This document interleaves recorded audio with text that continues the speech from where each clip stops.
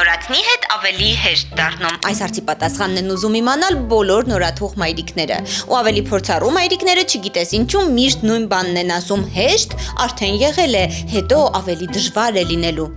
Ազնիվ խոսք չգիտեմ ինչու են այդպես ասում, ինձ էլ են այդպես դեպրեսիայի մեջ գցել, եկել եմ ասելու ճշմարտությունը։ Նորածնի հետ ամենադժվարը նրա կյանքի առաջին 3 ամիսն է, երբ պստլիկը բացարձակ անօգնական է ու մի վայրկյան էլ չի կարող մենակ մնալ։ Այս աշխարհը նրա համար համատարած քաոս է, որում հանգստությունն նա միայն մոր հոտն առնելով է զգում ու չափազանց շատ է լացում, որպես կանոն։ Բայց դա անցնում է ազնիվ խոսք, Էդնաս արդեն 1 տարեկան է եւ անգամ այն օրերին, երբ մենք 24 ժամ միասին ենք, ես հասցնում եմ անգամ որոշ տնային գործեր անել, մի քիչ հանգստանալ կամ զբաղվել ինձնով, նա երբեմն կես ժամից մի ժամ կարող է տարվել որևէ խաղալիքով ու առհասարակ ձայն չհանել։